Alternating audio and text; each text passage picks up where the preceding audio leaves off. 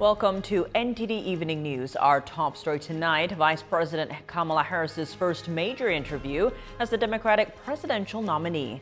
Harris clarifies her stance on hot-button issues like fracking, border security, and the Israel-Hamas. More. Jeremy Sandberg has the key takeaways from the vice president's joint interview with running mate Tim Walz. Former President Trump is in Pennsylvania again, the latest stop on his campaign trail. He's announcing new policy proposals, including free IVF care. Jack Bradley brings us the highlights from Trump's rally. Israeli forces take out a Hamas leader in the West Bank. This comes as residents in the Gaza Strip prepare for the upcoming ceasefire. Jason Perry reports. Russia today allegedly killing over half a dozen Ukrainian civilians. This as the commander of Ukraine's Air Force has been fired. Arian Pazdar tells us why he was dismissed. Social media platform X will be suspended in Brazil. More details on the consequences for the company and its users.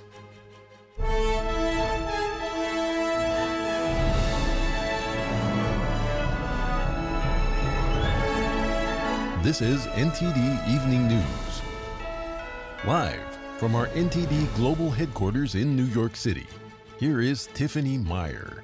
Good evening, and thank you for joining us tonight. Vice President Kamala Harris and her running mate Minnesota Governor Tim Walz sat down for their first joint interview last night. The interview was recorded in Georgia, where Harris made several campaign stops this week. It was Harris's first interview since President Biden ended his re-election bid. The Democratic presidential nominee clarified some of her shifting positions on policy. Governor Walz talked about some of the pressure he's facing as Harris's VP pick. NTD's Jeremy Sandberg has takeaways from their highly anticipated interview. Vice President Harris was asked in her CNN interview Thursday to clarify her policies on border security. I believe there should be consequence. We have laws that have to be followed and enforced, that address and deal with people who cross our border illegally. She was asked about the record number of illegal immigrants caught during the Biden-Harris administration and why it's taken 3.5 years to stem the flow. The vice president says she supported a bipartisan border bill that failed to pass in the Senate. Harris says if elected president, she will not ban fracking. Another contentious topic breached was the Israel-Hamas war. The vice president was asked if she would withhold some weapon shipments to Israel as commander-in-chief. Harris says her commitment to Israel's defense is unequivocal and unwavering. And that's not going to change. But let's take a step back. October 7, 1,200 people were massacred. Many young people who were simply attending a music festival. Women were horribly raped. As I said then, I say today, Israel has a right to defend itself.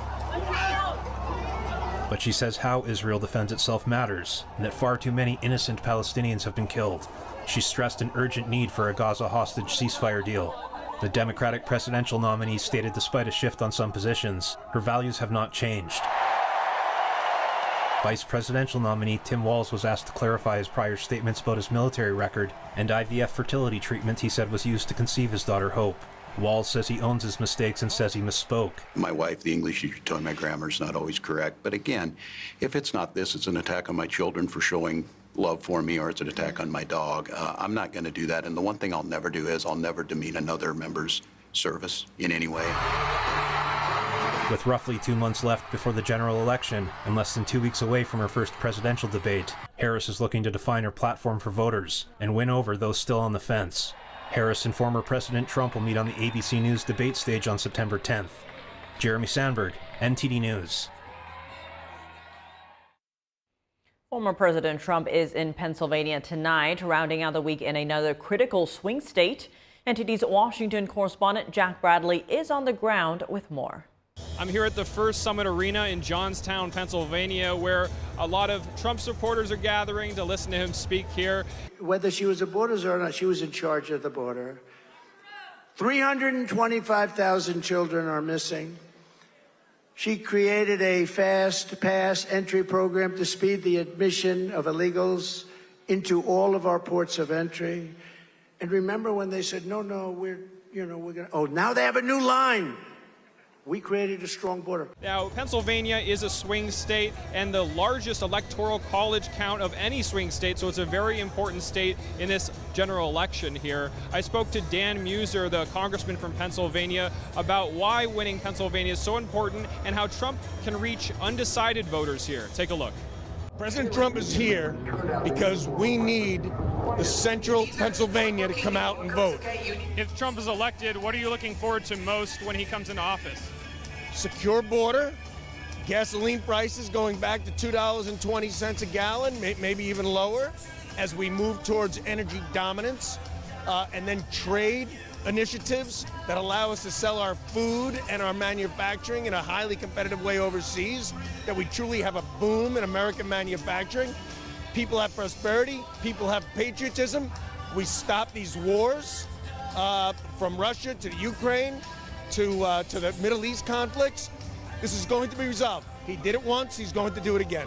I also spoke to a diehard Trump supporter and delegate from California, San Diego to be particular, about why he's supporting Trump. In particular, the southern border has seen a lot of problems in San Diego, and he pointed out that it's actually affecting California's housing prices. Take a look. It's so important to support him right now. I never envisioned that my support would be at this level, because frankly, I never envisioned there would be such a need for him at this time. He should have already been in office. The border, which is my most important issue, should have already been taken care of. The number one way the crisis at the border has impacted me and everyone else in America is really the housing costs. Housing costs are super high because a lot of competition for places to live, because we have millions of extra people in our country who don't belong here living in homes that Americans should be in. Now, while campaigning in other key swing states in Michigan and Wisconsin on Thursday prior to the Pennsylvania rally, Trump said that he's emphasizing a more pro-family approach to policy, including providing tax cuts for new parents with newborns' expenses paid, as well as mandated IVF treatment. Now, this is a really controversial topic, especially among Republicans, as a lot of them, including Catholics, their religious beliefs don't support IVF treatment. Harris has said that Trump will issue a nationwide abortion ban if elected. When asked in an interview earlier this week if Trump supports Florida's 6-week abortion ban, Trump said that there needs to be more weeks. It's too short. Trump and Harris will be hosting their first presidential debate together on September 10th in Philadelphia, so a lot to look forward to there. Reporting from Johnstown, Pennsylvania, Jack Bradley, NTD News. The Israel Defense Forces have reported killing a Hamas commander in the West Bank. This comes as Gaza residents prepare for a ceasefire to allow vaccinations against polio. NTD's Jason Perry has the update.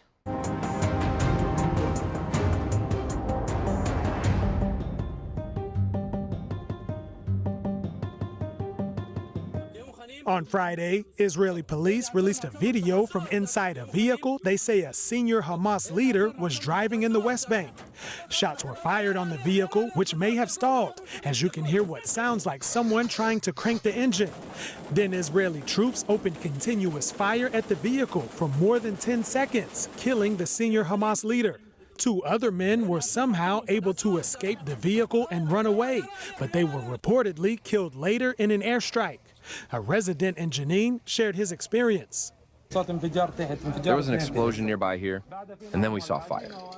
So we came to this site, and we saw this car on fire, and no one came close until the civil defense arrived. A commander in the Israel Defense Forces explained Israel's recent operations in the West Bank, which is also called Judea and Samaria. The terrorist organizations have taken over the camps in the north of Samaria and are trying to establish themselves in them and create terrorist infrastructures in them. In light of this, we embarked on an operation in order to destroy the terrorist infrastructure and the terrorists in Jenin and Tulkarm and remove the threat to Israeli citizens. Meanwhile, in the Gaza Strip, many are looking forward to a pause in fighting, even though it's to vaccinate the children against polio. We need to vaccinate our children against polio because diseases in Gaza have spread. Numerous kids even have kidney failure. We desperately need a ceasefire. Our people are tired. The vaccination campaign in Gaza is set to begin on September 1st and will last until the 12th. and it will be carried out in 3 phases in different parts of the Gaza Strip. And in another development, the Iran-backed Houthi terrorist group in Yemen continued to attack ships in the Red Sea that it thinks are linked to Israel. The Houthis say their actions are in support of the Palestinian people in the Gaza Strip. The Houthis released a video on Thursday which shows them blowing up a ship carrying 150,000 tons of crude oil. The Pentagon said on Thursday that the ship is leaking oil. The Houthis say they've agreed to allow the ship to be towed away. It's been on fire in the Red Sea for over a week. Jason Perry, NTD News. Ukraine says over half a dozen civilians were killed in the latest round of attacks from Russia. This as President Volodymyr Zelensky fires the commander of the Air Force after a major plane crash. NTD's international correspondent Ariane Posdar has the latest. Russia continued attacking Ukrainian cities on Friday. At least 6 people have been killed in aerial strikes targeting Kharkiv. That's according to the regional governor. He said a 14-year-old girl was among the dead. The child was only 14 years old. She had her whole life to live. She has just lost her father. It is simply impossible to get over this. How come this is possible?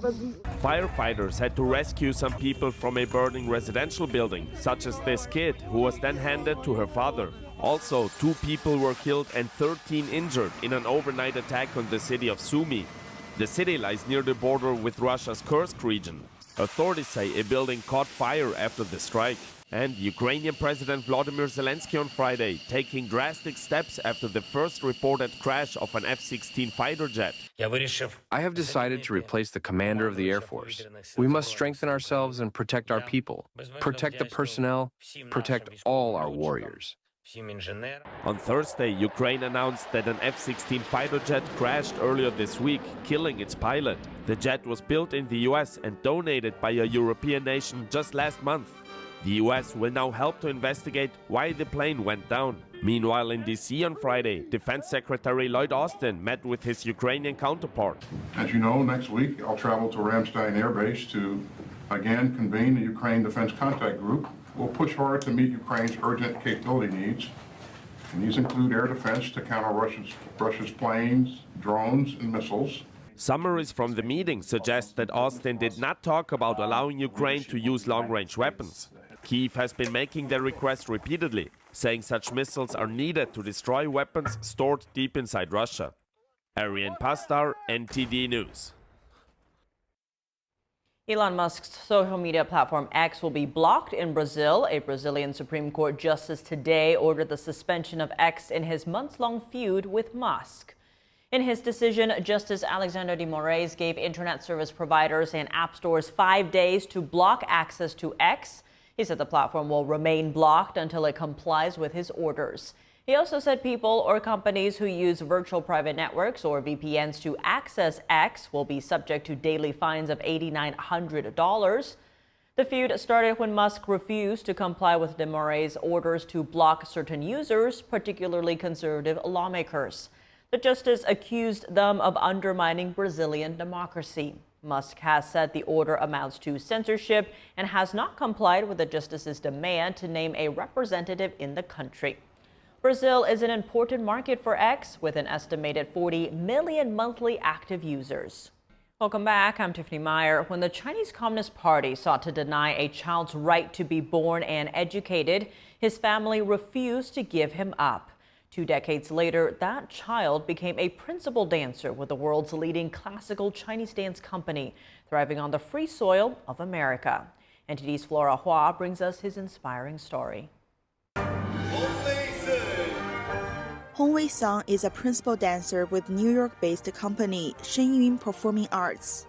Each year, he tours the world with the classical Chinese dance group, performing in some of the globe's most renowned theaters. But long before he even took his first breath, his very right to exist was ruled illegal under Chinese infamous one-child policy. Under Chinese law, the one-child policy was active from 1980 to 2016. In an interview with Chinese NTD host Yu Xin, Hong Wei's mother revealed the pivotal decision she made that ultimately saved her son's life. At that time, I already had a son, and having a second child was forbidden. But I was already pregnant, so what could we do? Hiding meant risking our house being demolished and our friends and loved ones being implicated. And if we had the child, we'd face heavy fines. So my husband and I decided we couldn't stay in China and risk losing our baby. We planned to leave, and after discussing it with my father-in-law, we decided to go to Taiwan. Hongwei's grandfather was already living in Taiwan. After Hongwei's mother arrived, Hongwei was born and was registered under his grandfather's household, making him a Taiwanese citizen. But the family's tribulations were far from over. Hongwei's mother practices Falun Gong, also known as Falun Dafa. It's a spiritual discipline based on the principles of truthfulness, compassion, and tolerance, and is rooted in traditional Chinese culture. The Chinese Communist regime has been suppressing religious believers and faith groups since it took power. When Hongwei was 6, his mother was arrested and spent 7 years in prison for refusing to so-called convert, a tactic used to force people to renounce their beliefs. Her arrest further fueled the regime's repression of Hongwei's family. Authorities refused to enroll him in Chinese middle schools due to his Taiwanese passport and his mother's beliefs. Undeterred, Hongwei's family sent him to Taiwan for school, where he began studying classical Chinese dance. Later, he received an offer to study at the New York-based Feitian Academy of Arts, which trains artists for Shenyun Performing Arts. Studying at Feitian is very different from my experience in mainland China. The environment here is supportive because everyone practices Falun Dafa and upholds truthfulness, compassion, and forbearance. Unlike in the mainland, where I was always wary, I now feel more confident and cheerful thanks to the influence of my fellow classmates. After years of studying classical Chinese dance, Hongwei now teaches it himself. He says he's dedicated to preserving traditional Chinese culture and raising awareness to stop the persecution of Falun Gong in China. Hongwei, what did you learn at Shenyun? Actually, for you, without the persecution, you might have pursued a different career and may not become an exceptional dancer, right? Given that all Shenyun performers are top tier, what did you gain from your experience there? In Shenyun, one thing I particularly want to thank Shenyun for is I found my purpose in life in Shenyun. I believe that one's life is not just about daily routines. You need to find out what you want to do and what you enjoy doing. I found it in Shenyun. I feel I've found my purpose in life, which is to be part of Shenyun to restore traditional Chinese culture and expose the persecution that is happening in China. But Hongwei adds he has witnessed and experienced transnational suppression by the Chinese regime, even on American soil. During our performances, they would send threatening letters to theaters saying you should not allow Shenyun to perform or they would sever ties, etc. Sometimes they've also damaged our vehicles, preventing us from performing normally. But essentially, their evil tactics did not affect our performances, though they have caused us significant losses. So it's been quite a tough journey for us. And then we want to make it clear to international audiences that the CCP is not only in China, it's infiltrating the whole world using those malicious methods. Speaking from my own experience, I am someone who has been through this persecution, so I feel I have even more of a duty to expose this persecution. Hongwei endured repression under the Chinese Communist regime, but now he celebrates freedom, arts, and culture in America.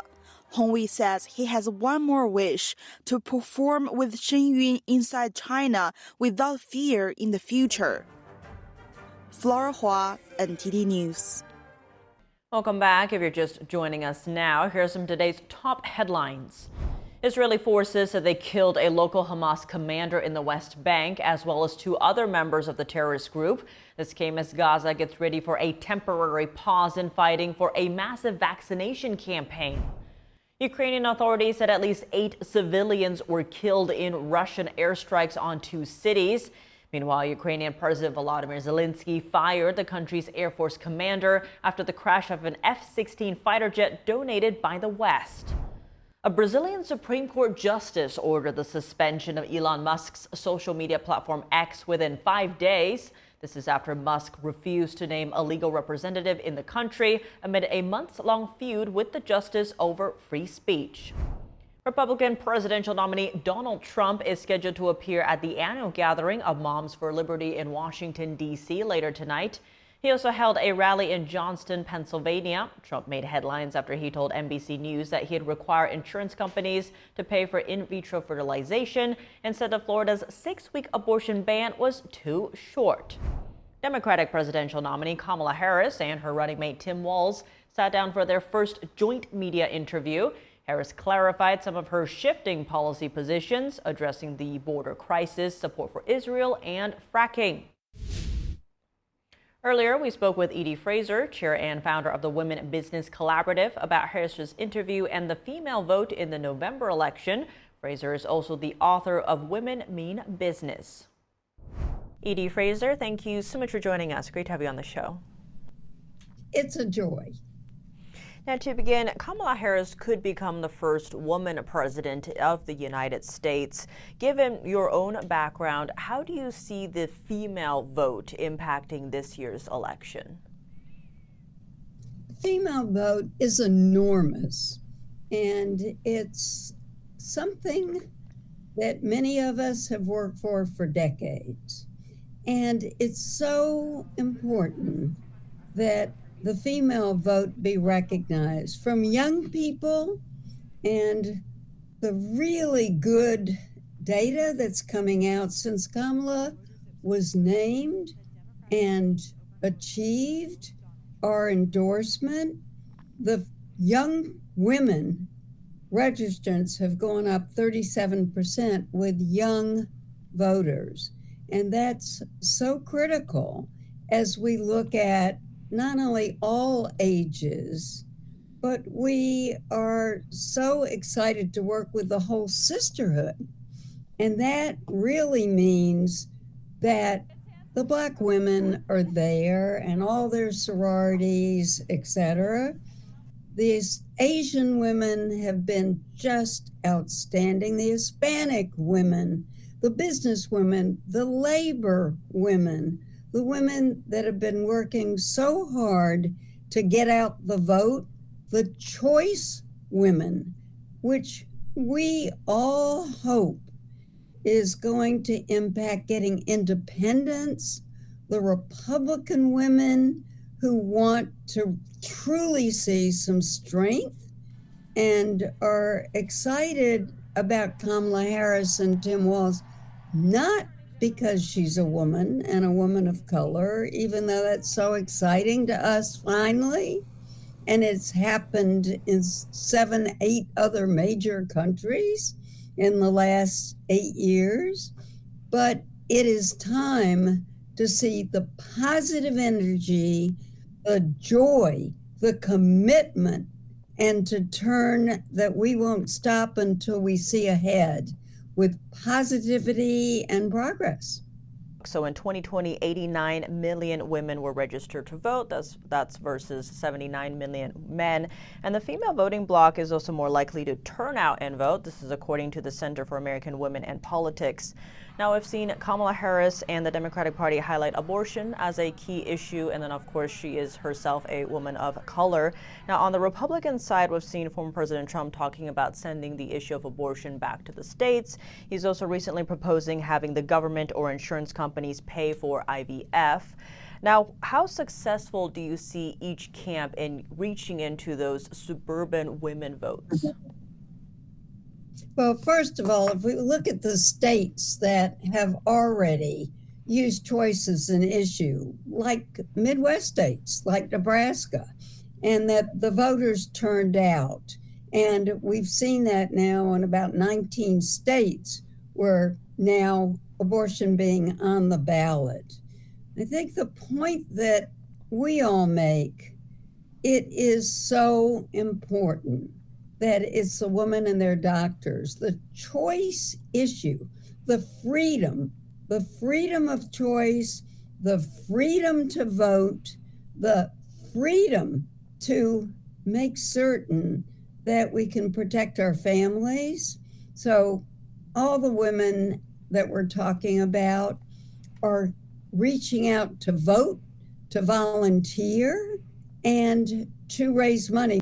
And we pray for the day that we are not just Democratic women, that we're all women, and that these issues make such a difference. You know, it's really fun. We said, just a small group of us, what could we do that would be different? So about a month ago, as we geared up, and with a fellow entrepreneur friend by the name of Beth Ward, who has produced jewelry for all the big manufacturers under private label, we said, what if we could do a pin? And we worked with the Harris Victory Fund to take her keywords, we choose freedom, right? And that's our freedom to choose, et cetera. At the convention and now across the country, we have distributed 30,000 pins in 3 weeks. And those come from women's groups that are Hispanic groups, Jewish groups, Asian groups. It comes from the YWCA. It's just extraordinary. We are donating 50,000 pins. Now that's a small number, but it just shares that what the excitement is, because in about 2 weeks, we've had 33 women fund this effort so that they show that women can also do anything and do it quickly, with expediency, and with a sense of passion. So for everybody wearing a pin, we're taking photos, we're posting them. The young women are on college campuses. And we just say thank you to everyone with this new spirit that come join us together. We have seen lately the polls are showing Kamala Harris leading Trump, but all of those polls are still within the margin of error. It does seem like it will come down, this election will come down to that enthusiasm, that voter turnout. Now, speaking of this election, we saw Kamala Harris and her running mate, Governor Tim Walz, sit down for their first media interview with CNN yesterday. Now, we've seen both Republicans and Democrats criticize that Walz was also present for this interview. In your view, would you have liked to hear directly from Harris herself? Well, I think 90% was Harris, but they're a team. We're all one team. I think when we look at the other side, it's about me, and we are about we. So I think the passion that we've seen and the goodness of Tim Walz, of what he's done not only for governor, but the college coach, helping with the kids. So yesterday, the discussion on CNN showed the reality and the spirit that we're building. So we hope on September 10th, and that across America, from businesswomen, labor women across the board, and the men are with us, because you can't have choice without the men being with us. So families are just critical. And also the key points about being for you and your economy, and what we believe is done to bring inflation down, to truly bring prices wherever we can. And then looking back at the building of what we've got to really bring back manufacturing in America those types of issues with clean energy jobs, yes, she talked about fracking yesterday, but it's about all of support of economic issue bringing great jobs, whether you go to college or not. We want to bring a big tent together and do that for all. Edie Fraser, thank you so much for joining us. Yeah, a joy. And to all of your followers, thank you for what we do. Get engaged, get involved, share your views, and onward as we march together. And now we turn our focus to the voters in one of the most crucial battlegrounds of this election, Wisconsin. Independent and undecided voters from this pivotal state, along with their neighbors in Minnesota, could very well decide the outcome of the race.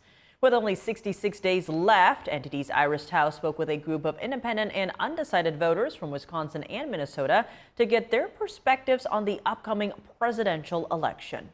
Raise your hand if you plan to vote but still have not decided who to vote for. The more that I hear negative from certain ones, actually they're losing my vote. I'm still undecided on this because I'm still waiting for more facts. Harris hasn't released any of things about her policy yet, which she did do that interview last night. I was expecting it to be a lot more powerful from her. Raise your hand if you think the economy right now is better than it was 4 years ago. And now, raise your right hand if you think Trump will make your family's financial situation better. And raise your left hand if you think Harris's policies will. Don't raise your hand if you think neither of them will be able to change it.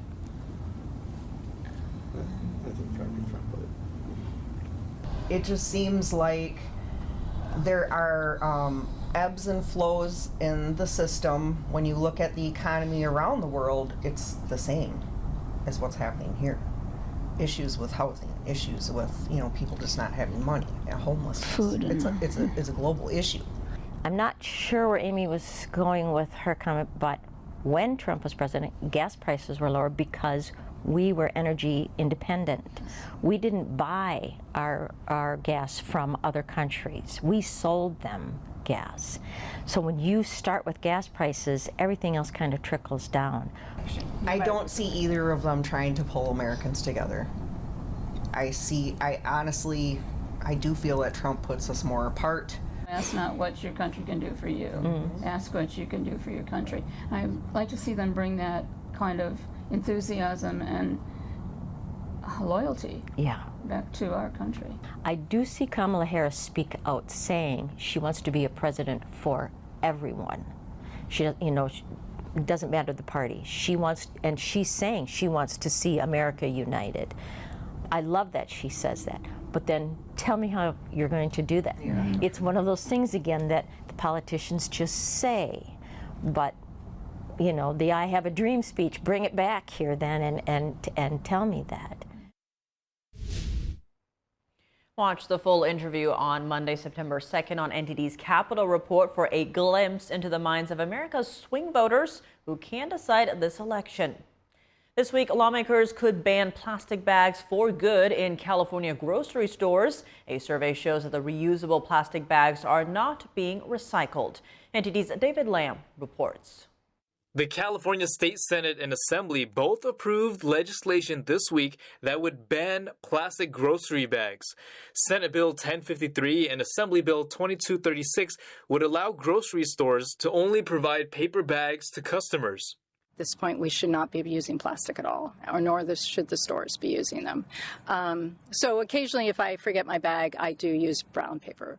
California was the first state in the country to pass a law banning plastic grocery bags in 2014 unless they were reusable and recyclable.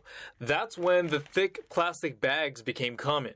California Public Interest Research Group's survey found only 2% of customers brought back the reusable plastic bags. Reportedly, not a single municipal recycling facility in California accepts them. More recently have been sort of worried about the news about microplastics and that sort of thing. Anything we could do to reduce the usage of single-use plastics, I think, would be beneficial to communities and the environment. New legislation would require any paper grocery bags sold to be at least 10 cents. They'd also have to be made of at least 40% of recycled materials. I think it would influence people, maybe encourage people to bring their own bag, which is not that big of a habit change. But there's always that option for people to pay for the brown bag. And I think it's an incentive, definitely, because people don't want to pay for their bags. If passed, the governor will need to decide whether to sign it into law. David Lamb, NTD News, California. Welcome back. I'm Tiffany Meyer. Now for your sports news, we're joined by NTD's Dave Martin. Dave, plenty to discuss today, but let's start with the U.S. Open, where Carlos Alcaraz's loss has really opened up the men's draw. With him out, who becomes the favorite? You know, at this point, it's probably a combination of Novak Djokovic, who's the reigning champion here, and Jannik Sinner, who's the #1 ranked player in the world. You know, Daniil Medvedev, he won this event 3 years ago. He's probably up there as well. And even though, you know, Carlos Alcaraz, though, was ranked 3rd, he was the betting favorite here. He's coming out Grand Slam titles at both Wimbledon and the French Open. This match, it really wasn't very close. He did not win a single set. So anyway, with his loss, it's kind of a wide open draw now for the men. Now on the women's side today, reigning champion Coco Gauff came back to win this afternoon against Elina Svitolina. Now Gauff really turned it on after losing the first set. She ended up winning the last 2 to take this.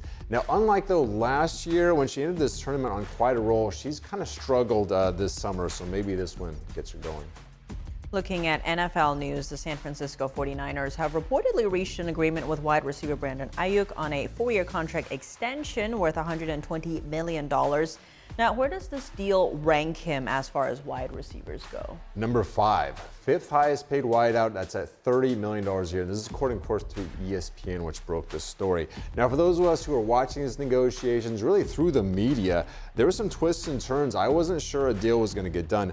Aiyuk showed up for training camp, went to all the meetings, but he refused to practice. Now, presumably that was a way of getting leverage in these contract negotiations. He'd also reportedly even asked for a trade. Now, those trades, of course, are not easy to do because an opposing team not only has to satisfy the Niners' terms for what they want for him, which is going to be a lot, he's a really good young player, but also they had to satisfy Aiyuk's contract terms, which the Niners were having trouble reaching. So in the end, no trade was made. This certainly works out for San Francisco. They are definitely a Super Bowl contender here, and he's a big reason why. Now in college football, this will be the first full schedule weekend of the season. Now you mentioned last night's games were mostly lopsided affairs. What are some good matchups this Saturday? Yeah, first one is going to be Clemson versus Georgia. These are 2 powerhouse programs. They've combined to win 4 of the last 8 national championships. Now Clemson's kind of fallen off a bit since their last one. A win here, though, goes a long ways to returning them to national prominence. Georgia, though, they're ranked #1, which is really saying something because everyone is talking about how loaded Ohio State is at #2. So that game is at noon Eastern time. Then there's also Penn State, West Virginia, which for this time of year is actually not a bad matchup. Then at 3:30, Miami versus Florida. Both are talented programs, though Florida is unranked after three straight losing seasons, but Miami really hasn't been turning it up lately either. But this is also a rivalry game here. Then Saturday night, Notre Dame is at Texas A&M. Texas A&M is a 3-point favorite. This should be a good one, though. Sunday night, then, there's no NFL game Sunday, but we do have a Sunday night college game, USC versus LSU. I'm very interested to see what LSU has without Caleb Williams, the Heisman Trophy winning quarterback. They still obviously have Lincoln Riley, who seems to get good offense no matter who's his quarterback, but this should be a fun matchup. Now tonight in the WNBA, we have the 4th installment of Caitlin Clark versus Angel Reese as Indiana plays at Chicago. Now, according to TickPick, the average ticket price of tonight's game is more than $330. This is making it the most expensive WNBA ticket ever. Yeah, pretty incredible. This is the 3rd matchup this year. The 2 of the first 3 were 1-point games. Their last game actually set the original record for highest ticket price. Now, both Clark and Reese are having incredible rookie seasons. Reese leads the league in rebounding at nearly 13 a game, which that would be a record if she keeps this up. Clark, meanwhile, leads the league in both assists and 3-pointers. They're pretty much #1 and #2 in everyone's Rookie of the Year rankings, although who's number one and who's number two is an argument that everyone gets into. Now, as far as our teams are concerned, Clark's Indiana Fever really come on. They lost 8 of their first 9 games to start the season, but right now they're 15 and 16. They are in playoff position. Chicago is just behind them at 11 and 19. I expect this is going to be a very intense game tonight. Well, Dave, as always, thanks for joining us. Well, thank you, Tiff.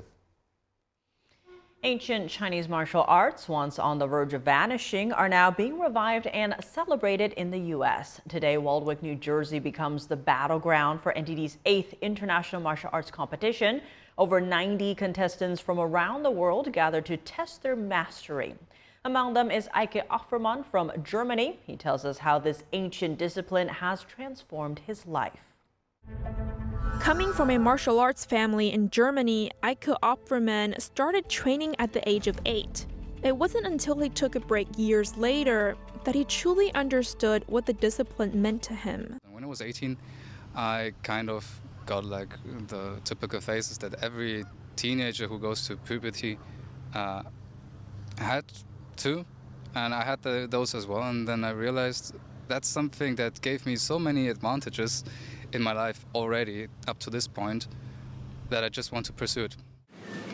He said one of the biggest benefits is the improvement in physical condition, a realization that came after he suffered a serious skiing accident. My leg was twisted around and like someone sideways, and I was laying there after the fall as if I would have broken my several joints. When his ski instructor came to check on him, he was surprised to find Opferman injury-free. And he was like, "Oh my God, if I would have fallen like that, I would have like ruptured everything in my leg." That kind of reflected to me that all the effort that I put in during my younger years and also after I started again are not bailian, not to waste, not something that doesn't benefit me. But martial arts also come with challenges. It's the same as in any kind of art. It's when you get to a certain point and you don't see yourself improving. He noted times like these can be really tough. Because it really pushes down on your motivation and like tests how hard you can persevere, how hard you can say like, I'll just keep going. Even if like I won't improve in 10 years. Because I really enjoy it and I really like it and I'm trusting the process basically.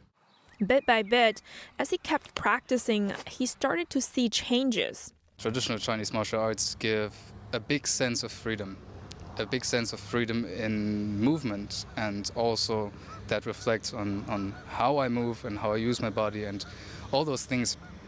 And you just feel lighter and freer. Opferman said that if he hadn't practiced traditional martial arts, he wouldn't be as calm and mindful. He adds that it's been a very humbling experience. Because I got to experience and got to realize what true dedication and what true effort means, how hard it is, and what the results are if you actually persevere and put in the effort and 吃苦 in Chinese, so like endure hardships. Because it's not easy, it's hard. You have to want it and you have to bite through it at a certain point. But every time I look back to that time, I actually enjoy it a lot. He says the key to traditional martial arts lies in the moral values behind it. Really, when it comes to the core, I think it's preventing bad and preserving the good. His sister Ellen shares the same view. Martial arts isn't about fighting. It isn't about like there's a person and I want to fight him, I want to punch him, I want to hurt him. It's really like I want to protect something. I want to protect my family, my people, my country. The Opferman family participated in the very first NTD martial arts competition 16 years ago. And now the entire family will be competing starting this Friday. Ellen and Aiyuk will showcase the Qimen sword, an ancient Chinese sword technique. The competition will take place at the Village School in Waldwick, New Jersey. Tickets are available at martialarts.ntdtv.com. And that's all for today's news. For round-the-clock coverage, visit us at ntd.com or download our NTD app. Thanks for tuning in. I'm Tiffany Meyer. Good night.